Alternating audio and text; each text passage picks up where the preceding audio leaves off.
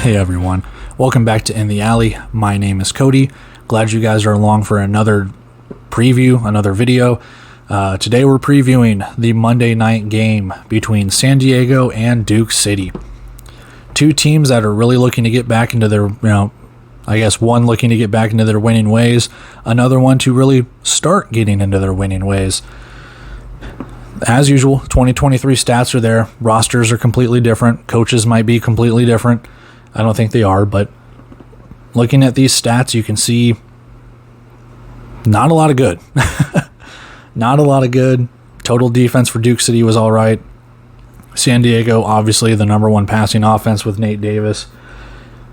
Just looking to turn their fortunes around in 2024. We'll move on to the players to watch here.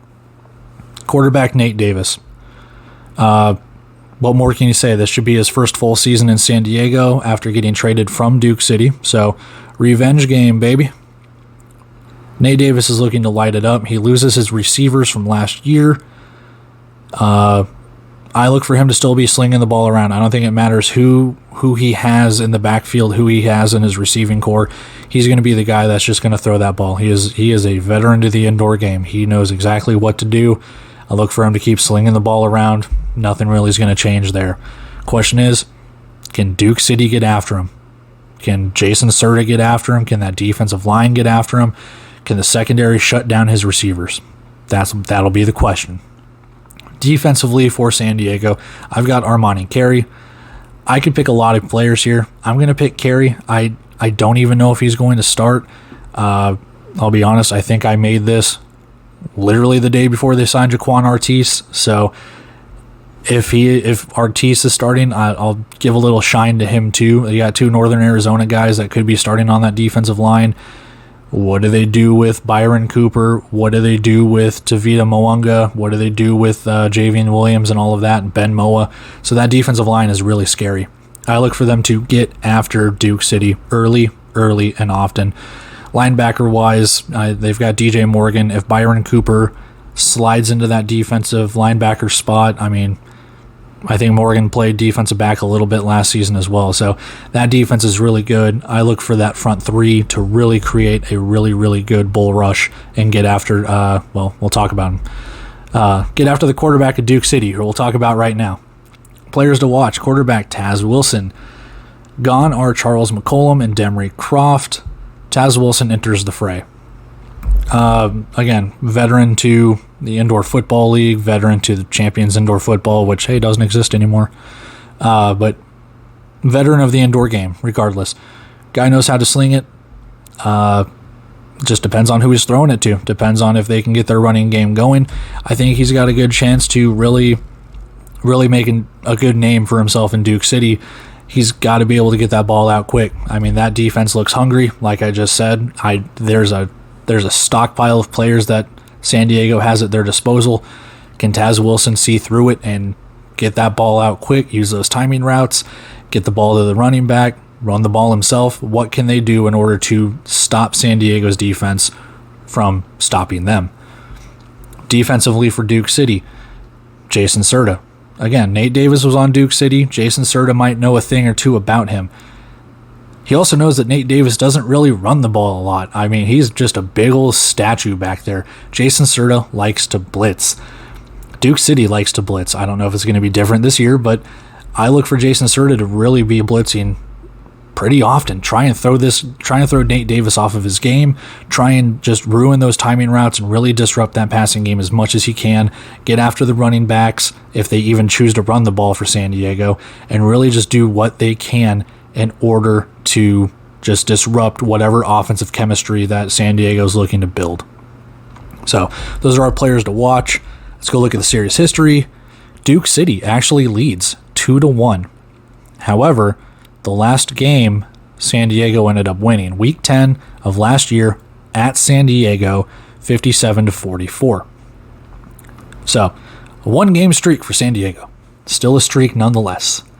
Quick facts. First time ever Duke City has opened a season at home in the Indoor Football League. Just like Frisco a few nights ago, this is the first time that Duke City's opening at home, which means their last 21, 22, and 23 were all on the road. This year, they're opening at home on a Monday night.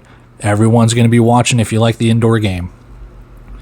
Duke City is 0-3 in IFL home opener since 2021. So maybe not a fun stat that you want right after that. So again, all these little stats and streaks and everything, curious to see how it's going to play out. But 0-3 doesn't bode well for Duke City.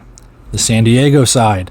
San Diego's only season opening win was the 2020 opener versus the Bismarck Bucks before, everything shut down and everyone was forced to be inside. That's it. I mean, they beat Bismarck, sports shut down, pandemic happened. That's the only time they've had a season opening win. 21, 22, 23, they've all opened with losses, just like Duke City. Well, Duke City at home, I guess I should say.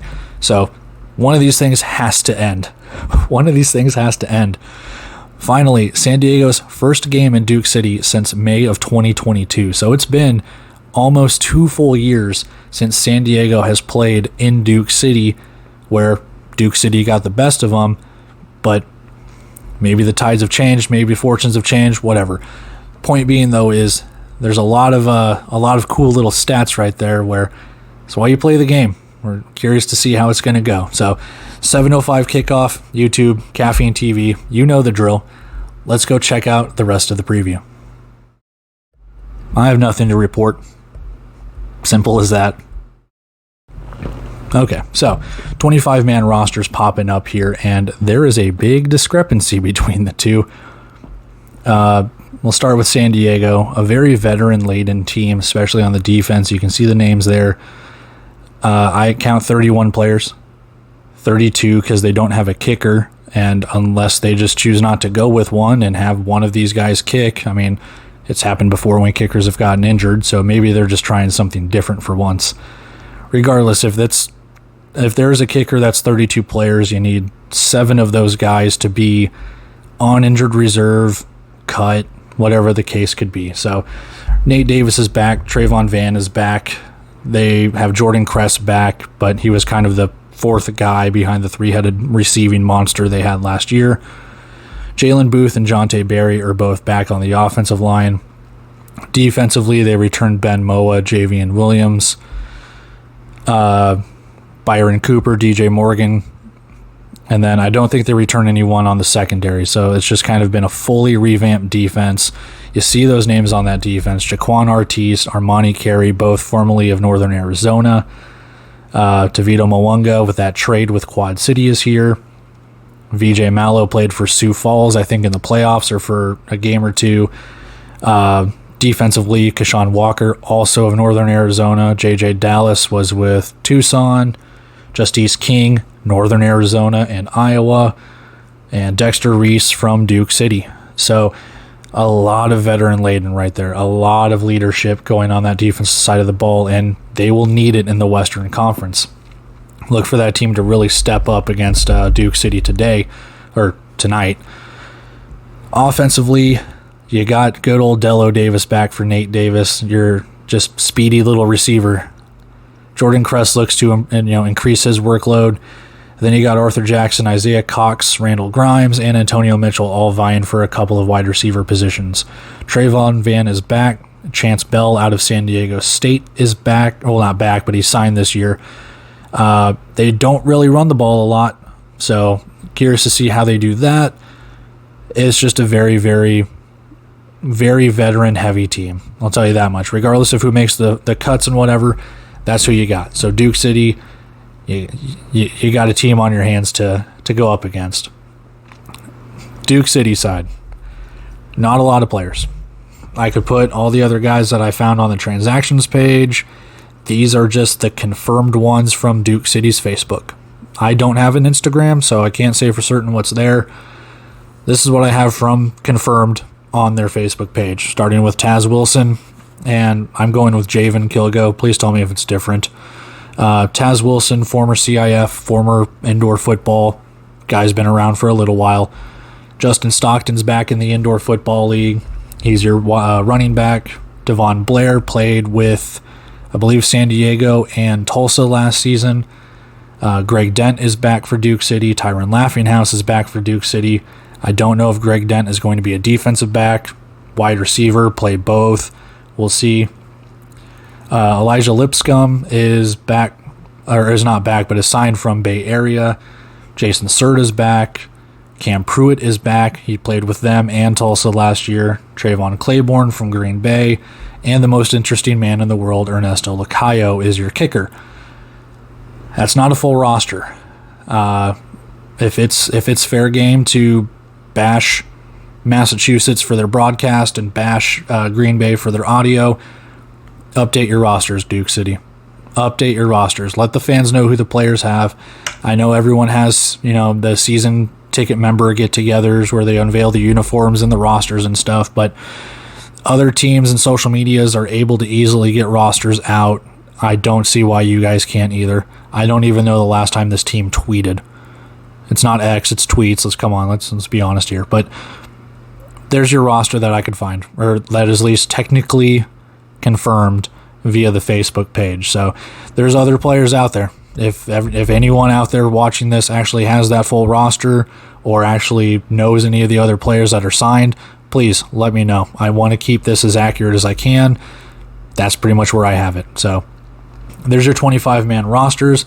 Let's go check out our bets, and we'll go talk to Aaron and get our predictions. All right, let's take a look at the best bets here between San Diego and Duke City, where San Diego is a 1.5-point favorite. So Vegas is getting this as kind of a pick 'em. You look at the money lines over there, minus for both, a little bit juiced to San Diego. However, they've got the Strike Force favored by 1.5, maybe 2 points, with an over and under of 92.5. And I'll tell you this much, with the unders really, really hitting to start the season, I take the under. It's not my best bet, but I would take the under here. I personally think these two teams are just going to kind of keep it close, keep it low scoring. There's probably going to be some mistakes, just like we've seen in most of the other games. But there's your betting lines. San Diego is favored on the road. Let's go check out our best bet, and then we'll go talk to Aaron. All right, best bet. San Diego money line. I could have taken the spread at minus 1.5. I just think they're going to win it outright. It's like I said, it's kind of a pick 'em here. It's a little less juiced to the money line, minus 115 compared to minus 110. I don't know. I just think San Diego is going to win it. Like I said, that's my best bet. I was thinking about this as the week rolled on. How did I want to go about it?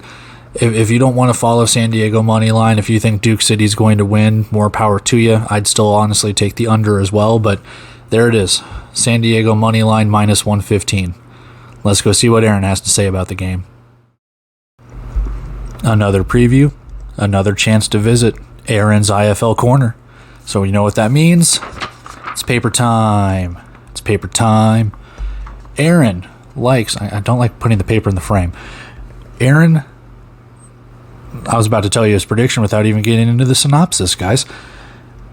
Aaron has to say very little about San Diego, but what he says, I'm just going to read verbatim. Go check out his article, as always, UFL News Hub. But pretty simple here. San Diego has upgraded their defense quite a bit this offseason. On offense, it returns Nate Davis. Look for San Diego to improve as the season goes along and the chemistry builds. Simple as that.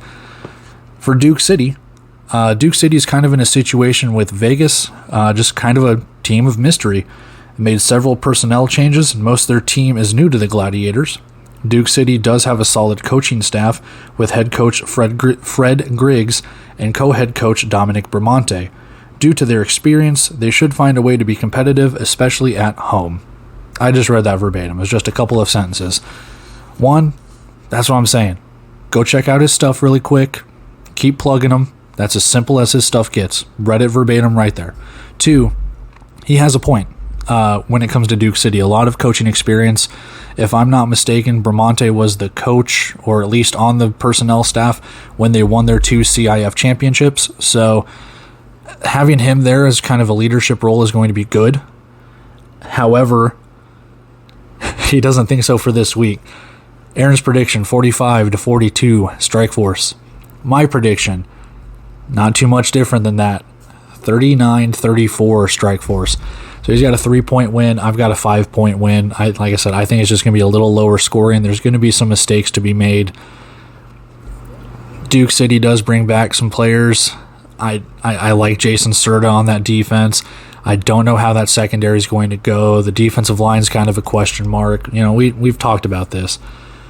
San Diego, on the other hand, is very, very veteran. Again, we've talked about this too in the 25-man roster. We've talked about this looking at the stats and the quick facts. I think San Diego is just a leg up right now. Now, it's not to say Duke City can't improve throughout the season, but I really, really think San Diego is probably going to come out as the better, more equipped team here. You can tell by the predictions.